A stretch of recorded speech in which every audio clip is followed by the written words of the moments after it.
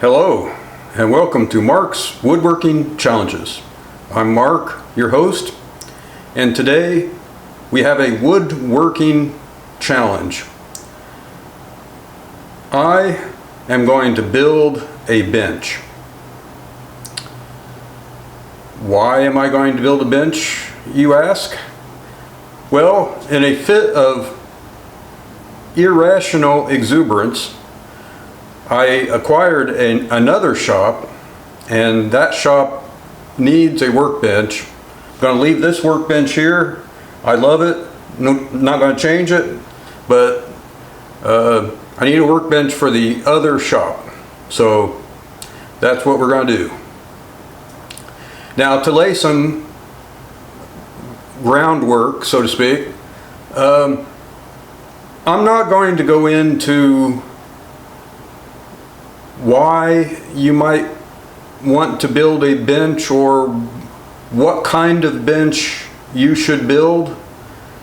There are books out there that cover this better than I can, so I'm going to build pretty much a bench that does exactly the same things as the bench I've already got.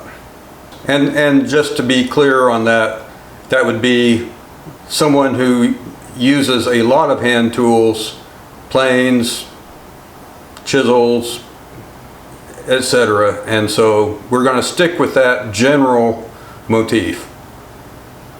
This is only going to be part one of the build. And there's a very good reason for that. That's because I built the base of the workbench in this shop, and then I need to transfer that base to the other shop. So I built it, I put it together, I used no glue, and so I've gone as far as I can go, and then I'm going to take it apart, transport it to the other shop, and put it back together. I should also add that the top is in the other shop, so that works out very nicely. And so part two will be when I finish construction in the other shop. Now, some more groundwork. There are guys out there who build benches out of tiger maple or purple heart or whatnot. I'm not one of those guys. There are also guys, and I would, if I had nothing to start with, I would probably go out to Benchcraft and go hog wild. But the trouble here is, over the years, I've accumulated a lot of spare parts. So, one philosophy for making this workbench is I'm going to use as many spare parts as I can. Keeps the cost down, and it basically puts some otherwise idle hardware to good use. So just to sort of give an example of that, many years ago I bought at a Black Friday sale a Rockler 9-inch woodworker's vise. It seemed to be a good idea at the time, but what happened was I mounted it down on that end of the bench, and basically all it ever did was hold the record metalworker's vise in position at that end of the bench. So never really utilized it like I should, and so I'm going to try to make it use it as a tail vise in the new bench. Another thing that I basically acquired by happenstance, I bought a whole load of tools from the widow in on the Gulf Coast, and in that whole lot of tools there were some Stanley 203 bench clamps. So going to use those. We'll get into that in just a moment. Maybe I'll put in a retractable bench hook. I've got one of those, never used it. And again, never bought it on purpose, but it came along for the ride in the big tool purchase. Recently, I bought some Lee Valley bench pups in the annual seconds sale. So scored a pretty decent price on those, and so I'm going to try to use those. And I'm going to try to incorporate all that into a working bench. Now I am going to have to buy a little bit of stuff. I really like Gramercy Holdfast. Got 2 of them over there. Love them. And so I'm going to buy 2 new ones for the bench that I'm building.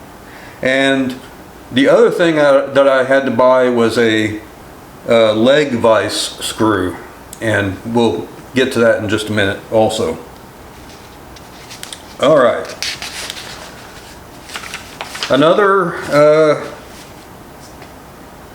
Another philosophical point is I'm going to utilize as much existing lumber as I can. The primary construction wood is going to be sycamore, which probably seems an odd choice, but I got a lot of it, and I'm not sure I'm ever going to use it all, so that makes it a good candidate.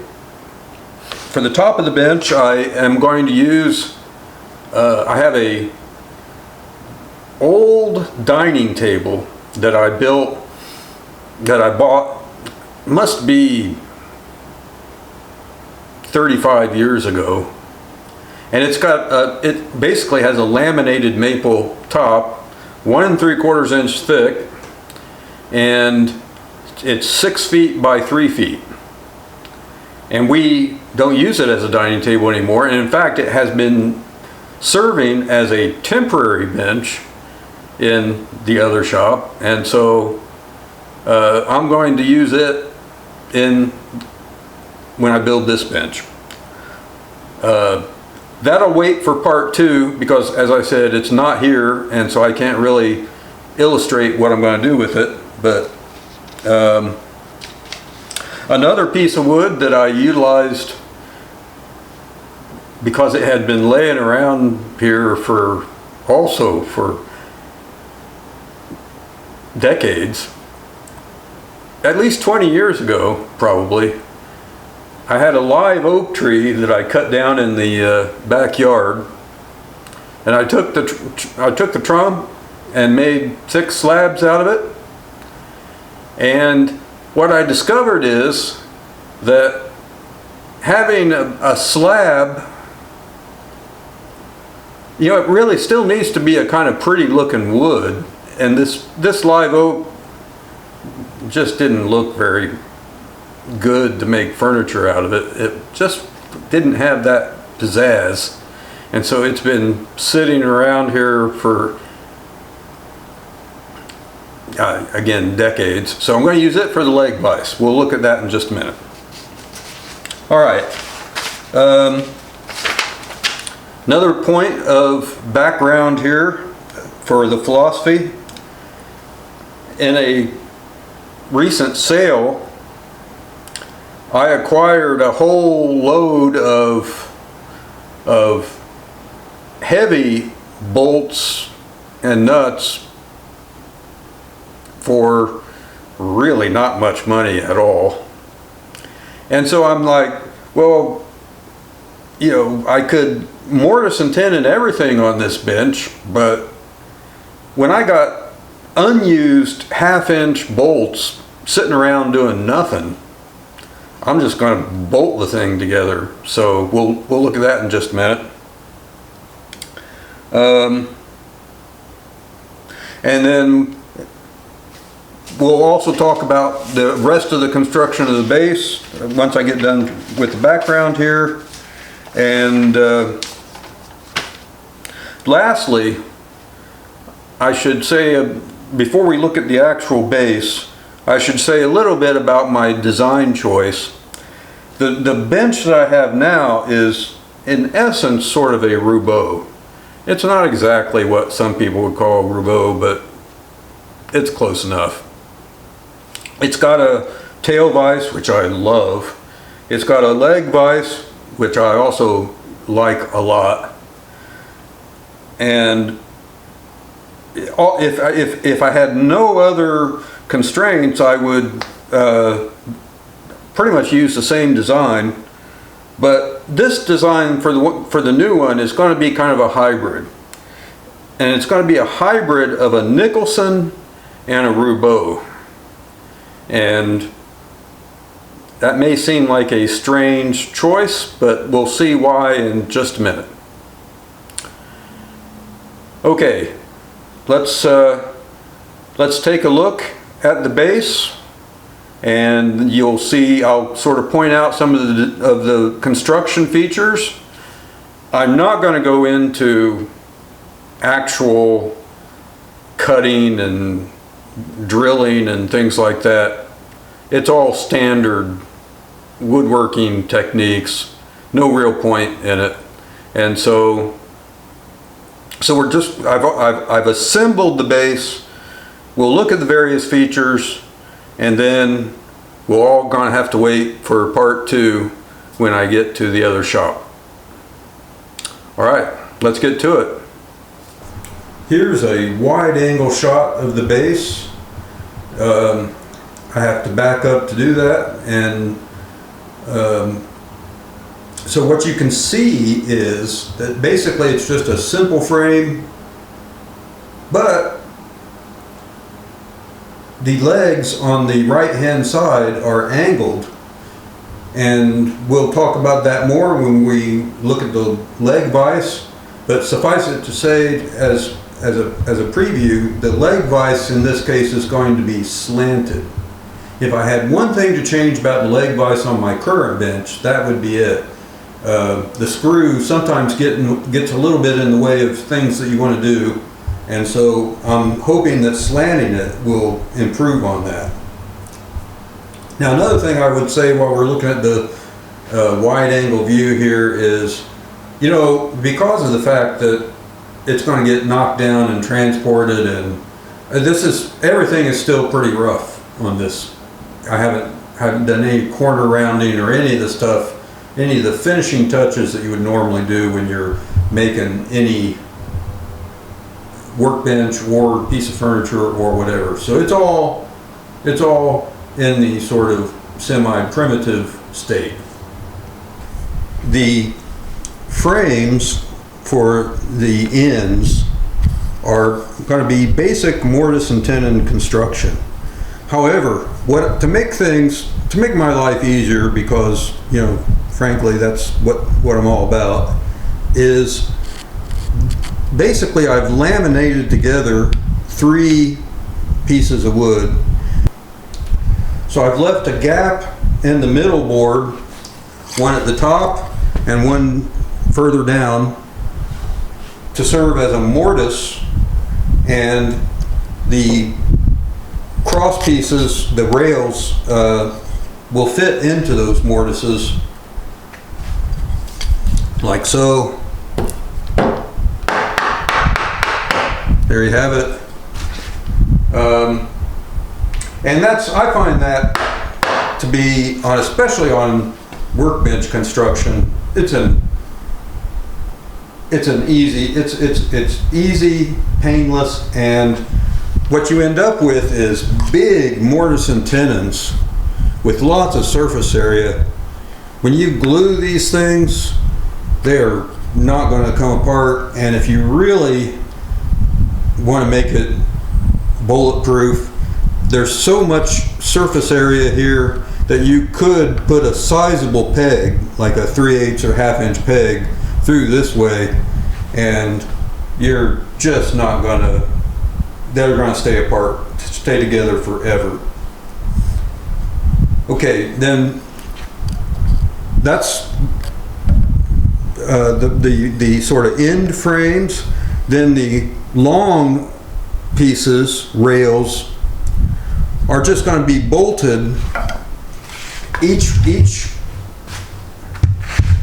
leg has front pieces glued onto it to accept the long rails, and so this part is glued, but the long rail is going to be bolted, and you can see here the 1/2 inch bolts that are used to hold it together.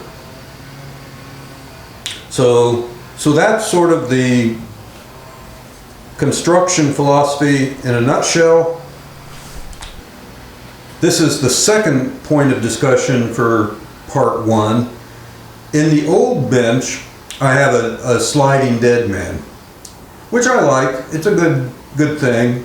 But as I said before, I've got a bunch of these Stanley 203s, bench clamps, and I thought, well, I should go ahead and use those. And so this front rail here is sort of, well, it basically does resemble a Nicholson style bench, and I've put 1 inch holes. You need a 1 inch hole for a Stanley 203 to work, and you can't be any more than 3/4 of an inch thick for the hook to go to hook onto the hole. And so let's just illustrate that. Unclamp it. So there's your Stanley 203. Goes in, hooks onto the hole, and clamps down. Like so. So so that's what we're going to do. We're going to try that. Haven't ever tried it before. It's an experiment. We'll see if we like it. Okay, so that's why it's a hybrid Roubeau-Nicholson type bench. The last thing we want to examine before we conclude part 1 is the leg vise. I have basically used, pretty standard construction techniques for installing the leg vise. Of course, it is slanted, so there's that difference. But it's basically a screw going through a leg. But the one difference here is that the conventional thing to do is to put a board with a lot of holes here and use that to anchor the lower end of the leg so that you can exert maximum force up at the top end.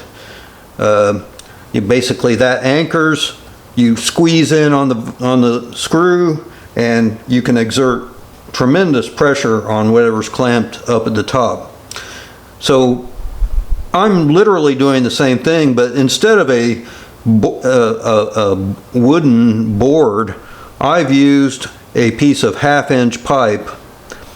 I drilled holes in it, and we'll just be able to take a rod. It's designed for a 1/4 inch rod, and you just then turn it until it contacts there, and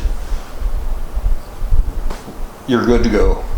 So why did I do that? For 2 reasons. One is it's a whole heck of a lot easier to make round holes than square ones, especially if you have to make a mortise 2 or 3 inches long. A round hole can just be drilled, whereas So this is just so much easier. Secondly, you know, I think it goes, you know, a pipe like this is bound to be a lot stronger than any board I could use. And the construction, besides the fact that the hole is easy to make, basically you just make a hole in your leg vise here, and you can kind of screw in and self-tap the threads, and so that's also fairly easy. So there you have it. That's my leg vise. I've already tested it out, clamping stuff in between the rail and the vise, and it will exert a bodacious amount of clamping pressure, and so I think it's going to work out good. That's about all I can say at this point in the construction process. We're going to disassemble it, transport it, and the next time you see it, it'll be in its new location. One other little thing I thought I should add is, as an appendix, once I sign off, I've attached a slide showing the plans for the workbench, such as they are, my usual state of sophistication for drawings. And so I'm not going to talk about it because you can just pause the video and look at it to your heart's content. And so that's about all I can say for part 1 of the workbench build. And so without further ado, we'll see you next time on Mark's Woodworking Challenges.